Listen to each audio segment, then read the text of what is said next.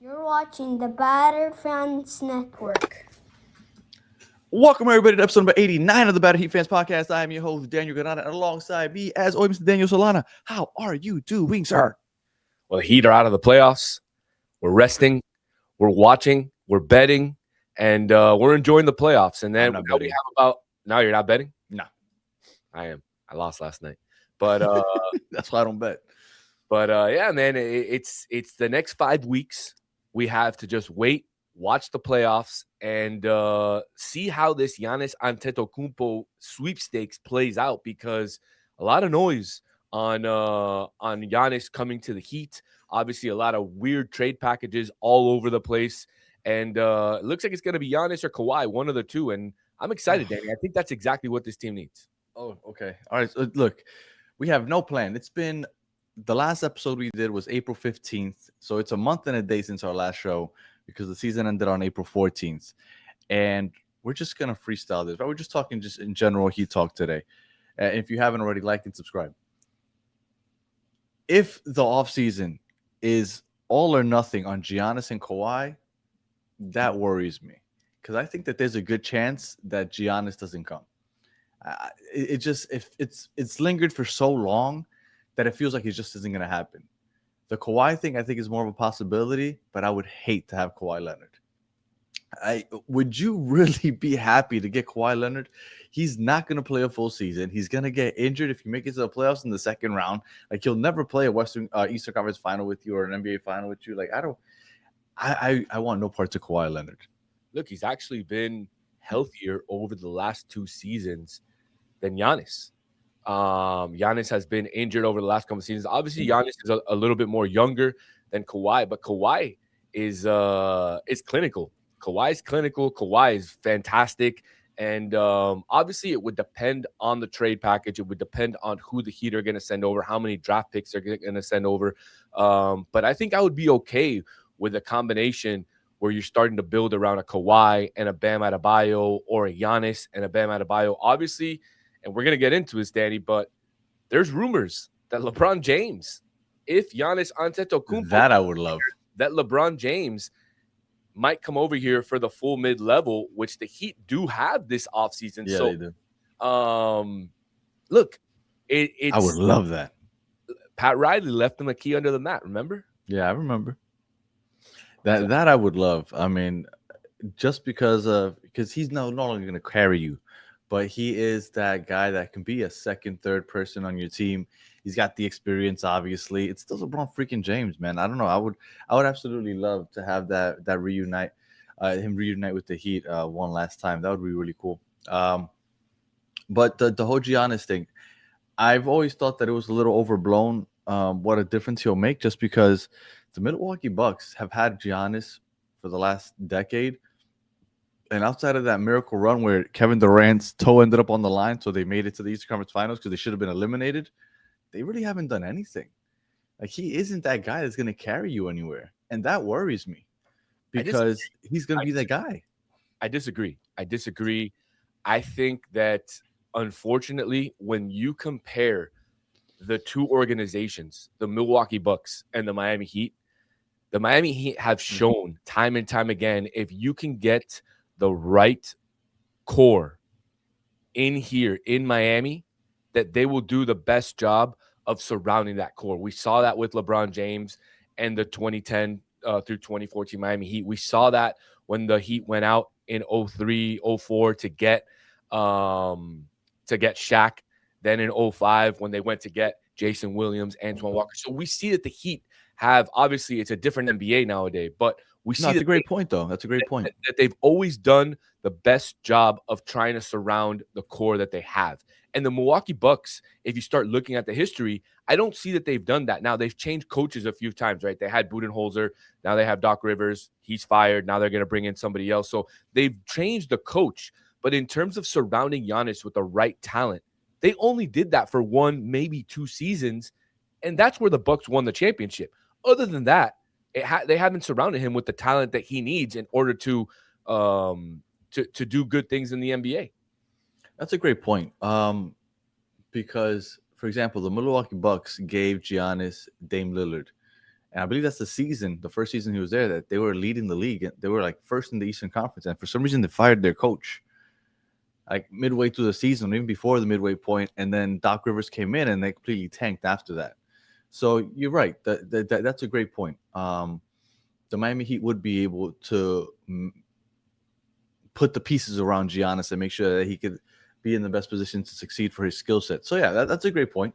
All right, so Giannis, if it's all or nothing with Giannis, and we don't get Giannis and Kawhi, that's it. Like, do you think Tyler Hero is going to stay here? Nope.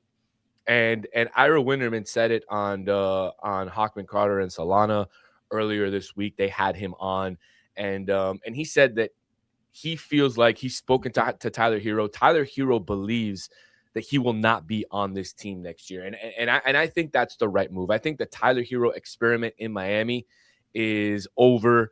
I think it's time to bring in some new blood. And look, if you had me choose who I think would be the better player for an Eric Spoelstra team right now, I'm choosing Pelle Larsson over Tyler Herro going forward. I always thought that the decision would be between Tyler Herro and Norman Powell. Well, I know that Norman Powell has been talking to the Heat for an extension. The talks have been good. They haven't agreed on anything yet. Obviously, the signing period hasn't started, so they can't announce anything. But I think the Heat are trying to bring back Norman Powell. I think, like I said, it's time over with Tyler Herro. I think they've run its course. He wasn't available for much of last season, and I think that's exactly what the Heat want. They want somebody to be available. They want people to be available for games. They want people to start games, and that's not what Tyler Herro offers you. So you would take Norman Powell over Tyler Herro? Yes, sir. Okay. Would you keep Andrew Wiggins? I know he has a player option, I believe. Look, I like Wiggins, and I think he would be a great fit on any team. He's a very multifaceted player that can give you offense when you need it, that plays fantastic defense. Obviously, he's getting a little bit older. He's getting a little bit slower, but I think he is the veteran's veteran, right? I think this guy can fit in any type of structure. Obviously, you have to wait and see what happens. I mean, if you have the option of bringing LeBron or Andrew Wiggins, I think I'd bring LeBron. Yeah. Especially for the mid-level. So you have to see exactly what way you are going to go into this offseason. And I think the Heat don't make any moves until they figure out whether or not they're getting Giannis or Kawhi. If they don't get either, maybe they go for the draft. And I know that that's something that you want, Danny. You want this team to stay young. You want them to draft another good player at 13. Yeah, but with the 13th pick, that's out the window now. Like I thought, yeah. You thought they were going to get DeBansta? Yeah, it had to be. It had to be a top 3 pick this year. I really do believe that. And look, there's great players that come out in the 13th, 14th, but that's a crapshoot at that point. At this point, now that I know that it's the 13th pick, I think they have to deal that pick away. And I think if they're going to get Giannis, they have to do it before the draft because it has to be part of that deal. Now, I know officially it can't happen until after the draft, but you agree on the deal. You tell me who you want me to draft. I'll draft them, and then they send it away. So we know that if a Giannis thing is going to happen, it's going to be before the draft because I think that first-round pick has to be included. If any big deal is going to happen for a big player, it has to be before the draft because that's the biggest trade asset. And at this point, Pat Riley came out in that press conference. We can talk about the press conference now. He came out and said, we're not going to tank. We're win now mode. Big moves are coming. And that first round pick is the trade chip, right? That's the trade chip. You have that one. I think you can trade 2031. I think it is that they have a first round pick that they can trade. So those are the pieces that you have to move. It has to be before the NBA draft because I don't think whoever the 13th pick is, if you don't get Giannis or Kawhi and all you do is get a couple role players, you re-sign Norman Powell, and then you get a 13th overall pick, I think you're back in the same spot. There has to be a very big move and a very big change this offseason because if not, you're essentially running it back without Tyler Herro this time, which is basically like a regular season because Tyler Herro only plays like a third of it anyway. So you're essentially just running it back unless you make a big splash. Look, I agree with what you're saying. I understand where you're going, but you also have to, and since we're talking about Pat Riley's press conference, you also have to take into account that he mentioned that they're in a great position for the summer of 2027, Oh, which I'm so is, sick of waiting for the next summer, though. I understand, Danny, but obviously the way that this new NBA is structured with players not wanting to leave teams because they can make so much more Yeah, money the staying, max. Yeah. you have to start planning for the future. And that's exactly what this team does. They have assets ready in play for the summer to make big moves. If they cannot, then they're willing to wait it out and wait until the summer of 2027, where big players like Anthony Edwards become available, Luka Doncic, and other players. So there's always, Luka's not leaving LA. you never know, man. You never know. You never know. You didn't think he was going to leave Dallas. Dallas No, traded but that wasn't his choice, though. That anything. wasn't his choice. What did you think about the press conference where Pat Riley basically said, "There's no way I'm ever trading Bam Adebayo"? I love Pat Riley. And I don't, I love Pat Riley also. in my eyes, and I'm going to catch a lot of heat for this, but in my eyes, Pat Riley can never do wrong. Okay. Obviously, he can make the wrong draft pick.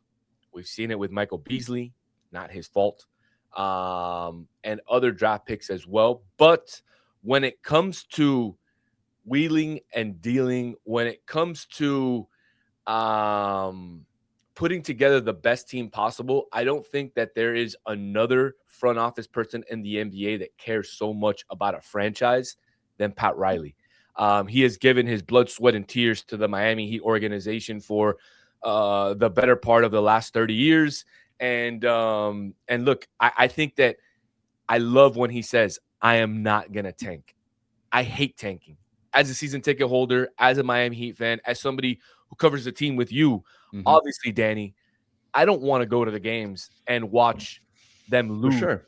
and watch, trust the process like Philly for 4 years. I don't like that.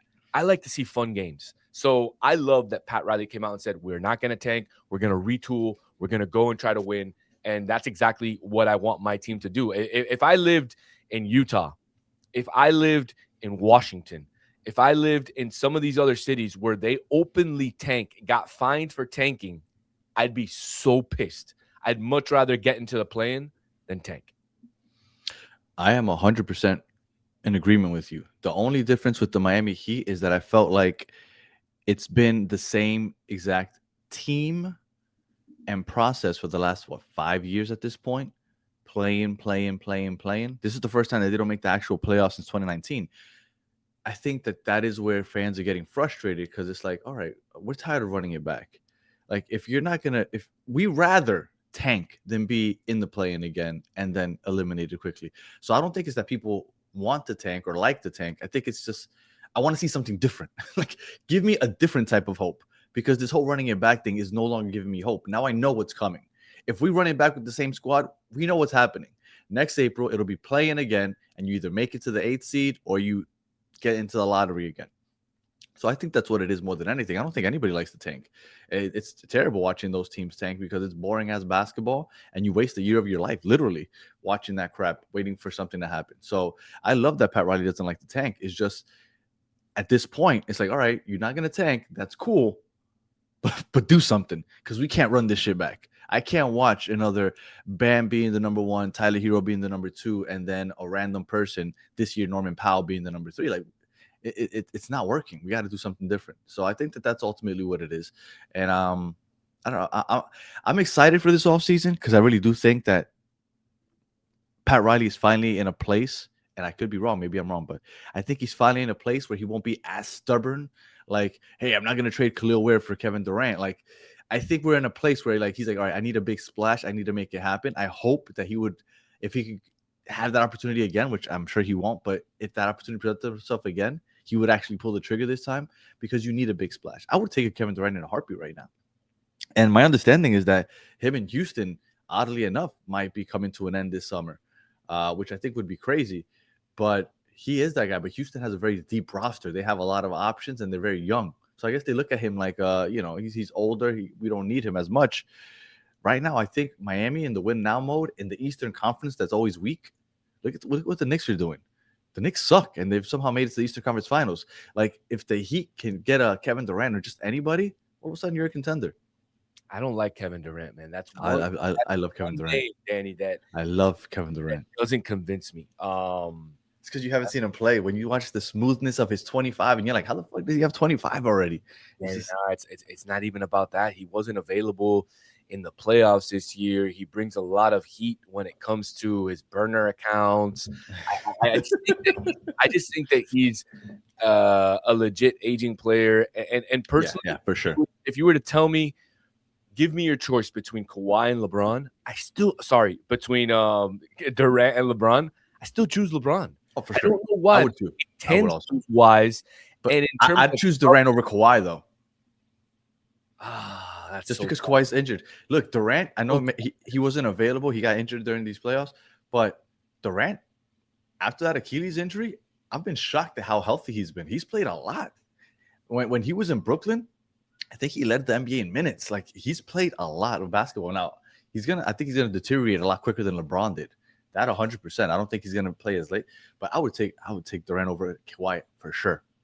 I don't know. I would love for the viewers to let us know in the comments, and I'll check out the comments after we post this up. But I would love for them to let us know if you had your choice: LeBron, Kawhi, Durant, because those are the three top aging players that are somewhat probably going to be available this summer. If you had your choice of one of those three players to come to the Miami Heat, which one of those three would you choose? That's what I want to know.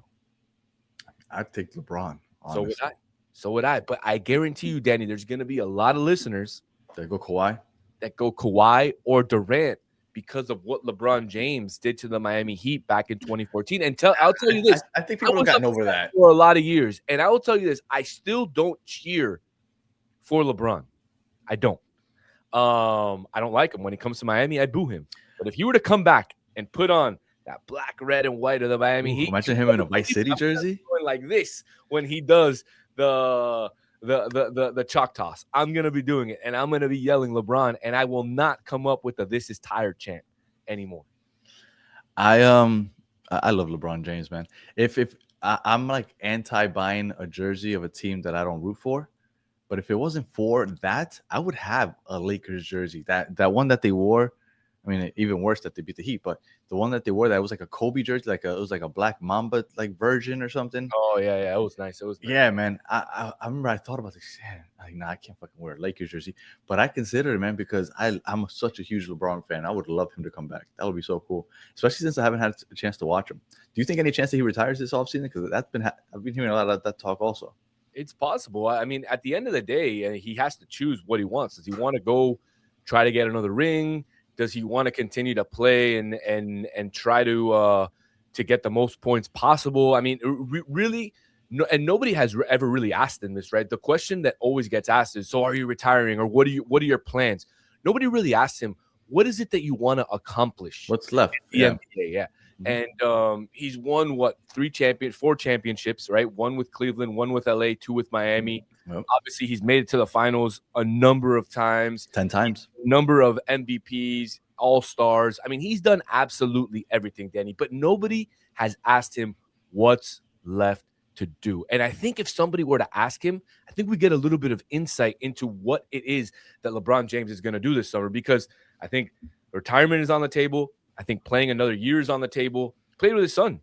I mean, first father-son. Yeah, very cool. And first father-son duo to ever get swept in the playoffs as well.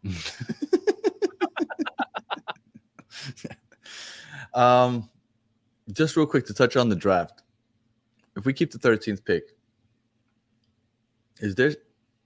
I'm of the opinion in the NBA, because it's just so hard to draft a good player, I just go with the best available. I don't care what position it is. Is there a position that you would be like, oh, maybe we could use some depth here? I mean, I think they need a small forward, right? I think you're pretty much set in terms of you have a point guard who can start, Davion Mitchell. Could you get an upgrade? Absolutely. But I love Davion Mitchell. I don't think he'll be the starter next year. I think he will. Now, I think you have Pelle Larsson that can start at the 2. I think he showed last year that he's a very good player and he can be a starter and a closer for a playoff caliber team. Once they're there, now you have to make a decision with Wiggins. Is he coming back? Is he not? If he doesn't, maybe you draft a small forward. Maybe that's exactly what you need. Now, a couple years ago, you drafted the center, Khalil Ware. He's shown flashes over the last couple seasons. Is he finally going to put it together next year? You don't know. Is he going to be traded? You don't know. We have to wait and see. So I think you need to wait and see what happens with Giannis, with Kawhi, with Kevin Durant, with LeBron before the draft to see if anybody signs or anybody makes any deals before you can choose what you want. Now, I agree. I think you choose best available. But I have read over the last couple of weeks that the Heat are going to be interested in a swing man. So it'll probably be a shooting guard, a small forward, or a power forward, somebody who can play multiple positions. I've heard a number of names. Don't ask me to name them for you because the only two names I know in the draft are Dabansta and Boozer. That's about it. Don't know anybody else. I don't like. I don't again follow the draft like that. In the NBA draft. I don't hold much weight to it. I really don't think that you can expect a lot. Even though Khalil, where was he? He was a late pick. He was in the teens also, and he ended up being somebody that we thought might be a steal. But I just don't really put too much weight in the NBA draft. If you get a starter, that's amazing. But I'm not a big fan of the NBA draft when it comes to thinking about the future, unless it's a top 3 or 4 pick. Look, the offseason is going to be fun. I'm sure we'll be coming on here more often to talk about it, especially since as the playoffs like kind of wind down. I think it's going to get you're going to hear a lot more rumors and things like that. So I'm excited. I'm excited for another Heat season, off season, and we'll see. And you got any final words there, Solano? No, man, I'm excited. Like you said, it's going to be a fun off season. We'll have a lot of time to put out a lot of very good content on the Miami Heat. And we got 5 weeks, man. We got 5 weeks to wait this out and see if the Miami Heat make a move, wheel and deal here before the draft. And yeah, show and comment, guys. Let us know, who do you want? What do you think this team is going to do next season? And if they do stay put in the draft, what position would you draft? That's what I want to know. Yeah. We'll see. Like I said, it's an interesting year because I feel like we have depth. It's just you're just missing that one piece, right? You have Jaime Jaquez still coming off the bench, which could have been and should have been, and that still could be. Don't even get me started. We didn't have time to get into that. Yeah, but should have been the 6th man of the year. That was an absolute robbery. So, we have depth. I don't know. We'll see. It's interesting. I definitely think that Andrew Wiggins shouldn't be resigned for $30 million. I think Tyler Herro is probably gone, even though we've been saying that for the last 3 years, probably. But it's interesting because we need a piece. We need a splash, and I'm expecting a splash in 2026. All right, and Pat Riley's 81 years old. Like, he's not waiting much longer for a chip. Like, he's gonna do everything in. All the chips got to go in. I'm waiting for the Netflix documentary on Pat Riley's career or the Prime one. I mean, I was so happy with that winning time, and they killed me because they cut it off and they discontinued it right before Pat Riley became the coach of the Showtime Lakers. And that's the part that I wanted to see. how he really? Yeah, I don't know if you ever watched it. Great series. You should watch it. It's about the Showtime Lakers, called Winning Time. But they basically it shows basically how Pat Riley became the assistant coach and then how he eventually would become the head coach. But we didn't get to see that part because they discontinued the series. Oh, man, that sucks. I've heard of it. I just never watched it. Well, now that I know I don't get to see him as a head coach, then I don't even want to bother. No, but it's, you know what, man. I think that the series goes a little bit over the top, right? When playing some of these characters. But I'll tell you this, man. I didn't know that Pat Riley smoked grits. I didn't know that Pat Riley was such an asshole back in the day. And he still might be. And if he wasn't, I don't think he gets to where he is today. And so it's really cool to see how he started, even though they probably embellished it a little bit. It's really cool to see how he started and where he got. I just wish they would have been able to continue the series. Pat the Rat is one of a kind. And the Miami Heat, he is Heat culture. I mean, that's like, I remember I got a custom Heat culture, the 2 Heat culture jerseys, even though I hated both of them. I bought both of them anyway and customized them with Riley on the back because to me he is Heat culture. And yeah, maybe I'll check it out. One thing I will check out, and this is completely off topic because this is a Heat show, but you brought up Netflix documentaries. For any football fans, and I mean like real football, soccer football, I watched the Ronaldinho documentary, and Watch ever since then, Netflix is just throwing all these football documentaries that I had no idea existed.